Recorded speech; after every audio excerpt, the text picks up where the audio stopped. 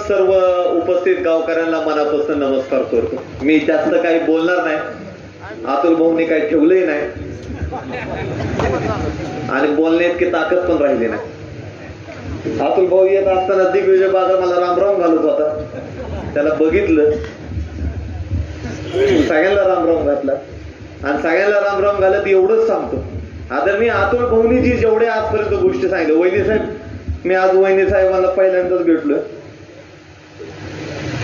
अनेक वेळेस ह्या तालुक्याचे राजकीय घडामोडी होत असताना, ह्या तालुक्याची पुढची दिशा ठरत असताना ही शिवरत्नेच्या बंगल्यावरती ठरते। मला वाटते की आज केम मध्ये ह्या व्यासपीठावरती मी बोलत असताना मला 5 वर्षापूर्वीचा मी इथंच भाषण करत होते अतुल महाराज। त्या टायमाला इथं एनसीपीचा झेंडा होता, बागले एनसीपीत होते माझ्या माहितीप्रमाणे। आज झेंडा गायब पण फ्लेक्स इथे। मोहिते पाटील साहेबांच्या मार्गदर्शनाखाली आम्ही सर्वजण भारतीय जनता पार्टीत गेलो। मोहिते पाटील साहेब एका रात्रीत एनसीपीत आले, आम्ही तिथंच गुंतून राहिलो आणि परत त्यांच्या मार्गदर्शनाखाली आपण सर्वजणांनी, आदरणीय जयवंतराव जगताप साहेबांनी, आदरणीय नारायण आबा साहेबांनी, सर्वजणांनी एकजुटीने निर्णय घेऊन ह्या करमाळा तालुक्याचा असेल किंवा सोलापूर जिल्ह्याचा असेल, येणाऱ्या पुढच्या 5 वर्षामध्ये कशा पद्धतीने विकास करायचा आहे, कशा पद्धतीने ह्या जिल्ह्याची, ह्या तालुक्याची दिशा ठरवायची आहे, हा निर्णय घेण्यात आला। आणि मला वाटतं की ह्या निर्णयाला ह्या तालुक्यातले प्रमुख सर्व नेते, जिल्ह्यातले प्रमुख सर्व नेते एकजुटीने एक सोबत काम करू लागले।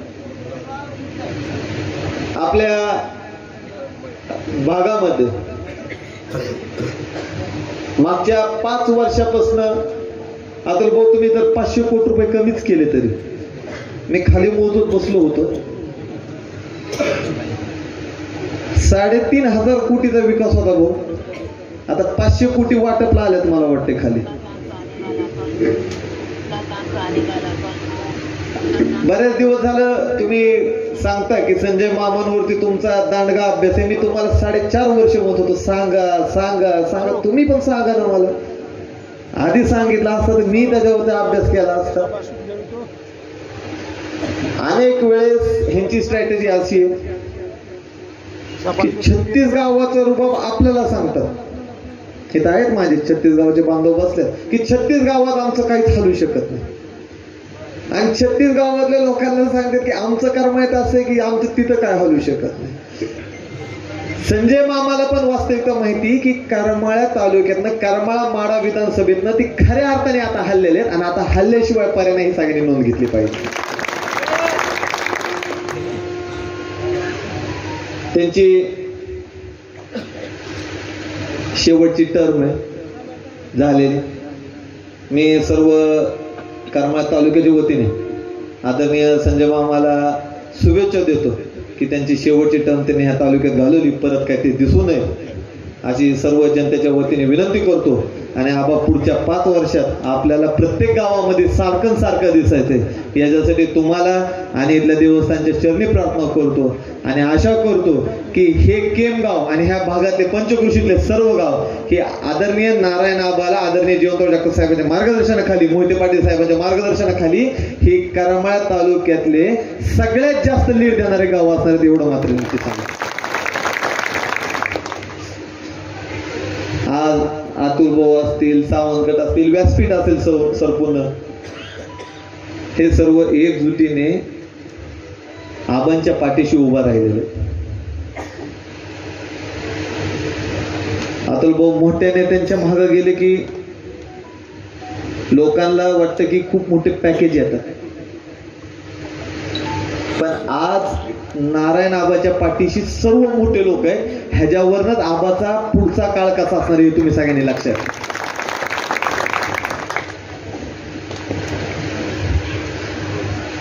खरं तर मला जास्त बोलायचं होतं, पण आवाज सकाळपासून फिरतोय, तोंडाचं भजन झालंय ना अंगाचा खिळखुळा झालाय. रस्तेच त्या क्वालिटीचे. 3,500 कोटीच्या रस्त्यानं फिरायची मला काही सवय नव्हती इतके दिवस. त्यात आमचे सागरराजे या की लवकर या की लवकर. मला अजून लवकर आलं तर तुम्हाला यायला लागेल लवकर बघायला कुठं पडलेत म्हणून. मला थांबा जरा म्हणलं. पण अतुल भाऊ तुमचं भाषण ऐकायचं नशिबात होतं. तुमच्या मार्फत मला लक्षात आलं की तुमच्यावरती आजपर्यंत किती अन्याय होत आलेला आहे. आणि छत्तीसगावचे माझे काही इथं युवक आहेत, तुम्हाला एवढं खात्रीशीर सांगतो, त्यांच्या दहशतीला काय घाबरू नका. रावणाला जरी 10 तोंड होते तरी ह्या लक्ष्मणासोबत करमाळ्याचा राम आहे, तो रावणाला काय होऊ शकणार नाही. आम्ही सर्वजण मिळून. आणि एवढं सांगतो, आधी आम्ही म्हणायचो की अर्धा तासात तुमच्यापाशी पोचल, पण अजून 2.5 वर्ष आम्हाला रस्ते होऊन द्या, तर 45 मिनिट लागतील पोहोचायला, थोडा रस्ता खराब असल्यामुळं. पण तुमच्यापाशी पोहोचणार आणि तुम्हाला कुठली अडचण आली तर ती प्रश्न स्वतःवर अंगावर घेऊन आम्ही सगळेजण तुमच्यासाठी तिथं खात्रीशीर उभा राहणार आहे. हे कुणीच घाबरायचं कारण नाही त्यांच्यासाठी. आम्हाला बदनाम करतात. आवा तुमचं आपलं. परवा मी तुमच्यासोबत म्हैसगाव मध्ये होतो, मी डोळ्याने पाहिलेले. गावचे लोक बाहेरच्या उभा राहिलेल्या गाड्यांचे व्हिडिओ काढून पाठवतात. म्हणतात की गर्दी जमली नाही म्हणून करमाळा तालुक्यातनं लोक आणले. 2014ला तुमची काय परिस्थिती होती? परवा करमाळा शहरामध्ये रॅली घेतली. प्रामाणिकपणे सांगतो, अर्ध्या रात्रीत ते आमचं नियोजन ठरलं. फोन सुद्धा लावले नव्हते. हजारोच्या संख्येमध्ये तिथं गर्दी उपस्थित झाली. आणि तुमच्या रॅलीला तुम्हाला सगळीकडे लोक खरडून आणायला लागतात. 3-3 हजार रुपये गाडीला द्यायला लागतात. आज मला वाटतं चिकलठाण मध्ये सभा आहे लक्ष्मण. 100 गाड्या बाहेरच्या आणून उभा केलेल्या. लोक जमा व्हाय नाहीयेत. आबा परवा त्यांची शक्ती प्रदर्शन सभा होणार आहे. देवीचा माळ रोड जे आहे आमचा, आधी ती सभा आबा होणार होती गणेश शिवटेच्या संपर्क कार्यालयासमोर.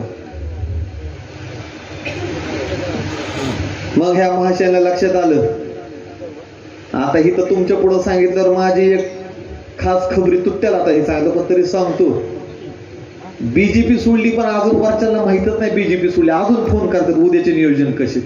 मी मेसेज बघतो, आपण ठेवतो, लक्षात ठेव. वहिनी साहेब मला अजून मेसेज येतात, उद्या बावनकुळे साहेबांची सभा आहे, उद्या बावनकुळे साहेबांची मीटिंग. मी आपला ऑनलाईन बघत असतो, सगळे प्लॅन बघतो आणि भैया साहेबांना सांगतो.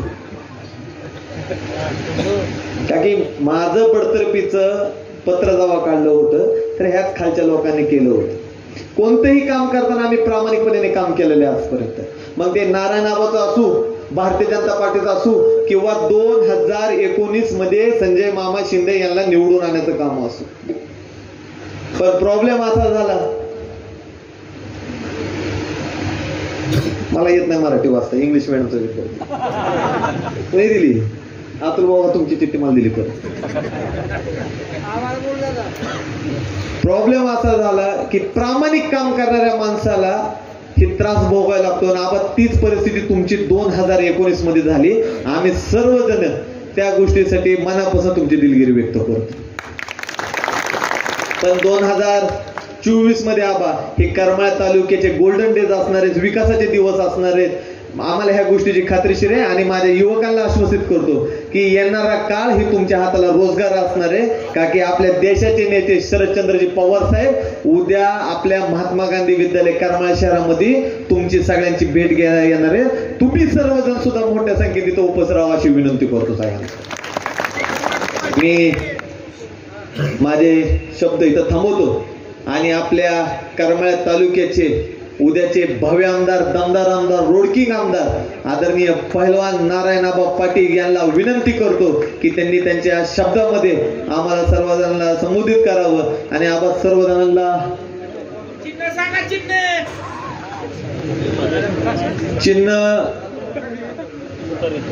चिन्ह तीच आहे की तुमचा जेवढा दम आहे तेवढा त्यात फुकलं की त्याला तुतारी म्हणतात. आदरणीय नारायण आबाचं चिन्ह ही तुतारी वाजवणारा माणूस आहे. त्या माणसासमोरील बटन दाबून आपण सर्वजणांनी आबांना जास्तीत जास्त मताने विजय करा. आबाचं बटन ही 2 नंबरला आहे. पहिलं सोडायचंय म्हणजे पहिलं बटन सोडायचंय, दुसरं दाबायचंय म्हणजे पहिलं माड्याचं सोडायचंय आणि दुसरं तालुक्यातलं दाबायचंय. ही 2 नंबरचं बटन दाबून आदरणीय नारायण आबाला ह्या करमाळा तालुक्याचा पुन्हा एकदा दमदार आमदार करण्यासाठी तुम्ही सर्वजण एकजुटीने यायचंय एवढं सांगतो आणि माझे शब्द थांबवतो. जय हिंद, जय महाराष्ट्र, जय जवान, जय किसान. धन्यवाद. यानंतर आमचे ज्येष्ठ मार्गदर्शक